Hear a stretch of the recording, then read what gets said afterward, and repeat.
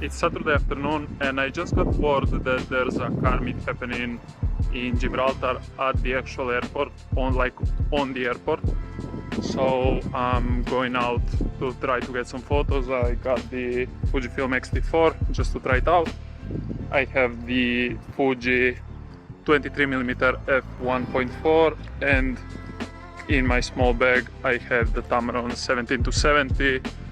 So I got a bunch of options. I have a CPL filter and I also threw on a half-stop Pro Mist filter just because it's like super sunny. There's not a single cloud in the sky, so I want something to kind of diffuse the light, make it a little bit softer and make it look nicer. So yeah.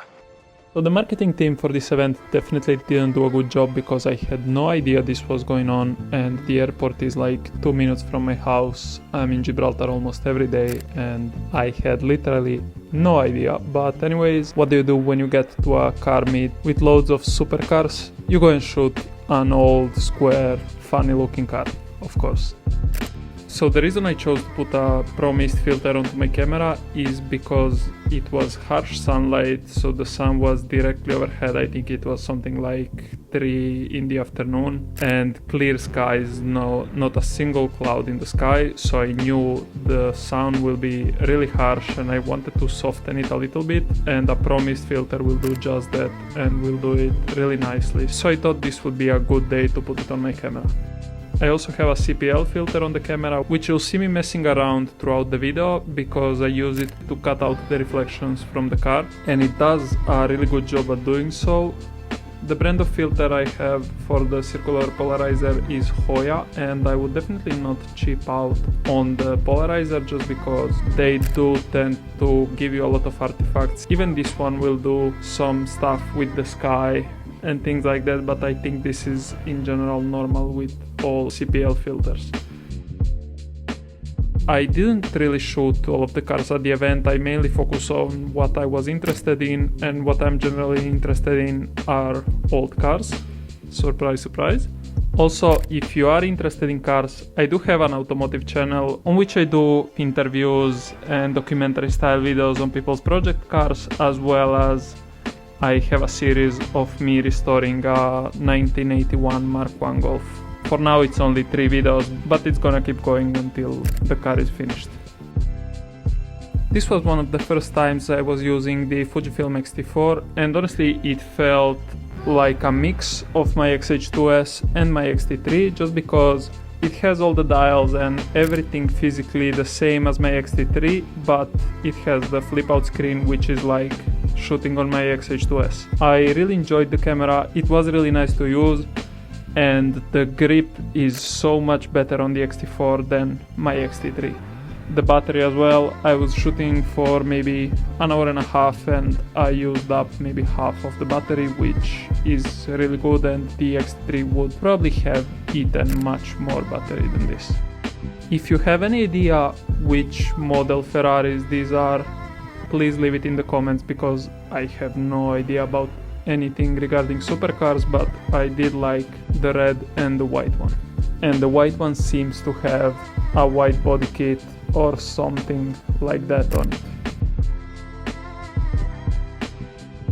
So the cars were doing top speed passes on the other side of the airport, and unfortunately I couldn't get close enough to them to get any decent photos, so there won't be any pictures of that. At the end I will show some photos I managed to take when the cars were coming back, but they're not anything special.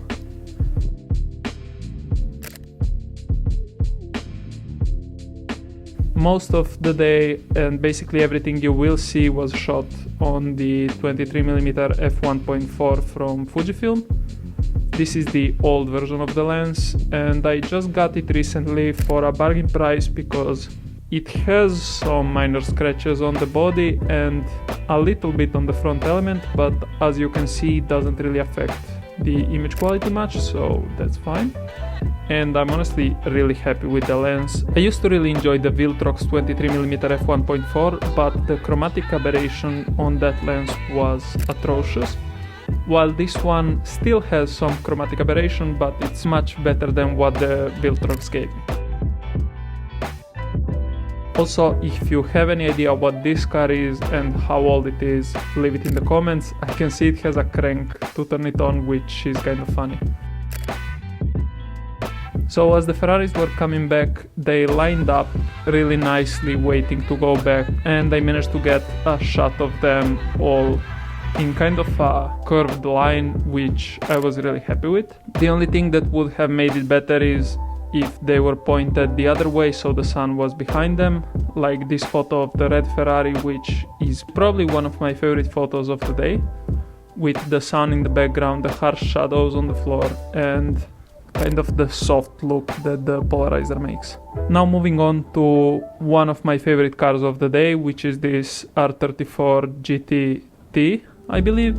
This is my friend Josh's car, and I have done a full video about this car on my automotive channel. I will leave a link to it in the description. And I ended up going around and making sure I get a bunch of photos for Josh so he can have something to post onto his social media.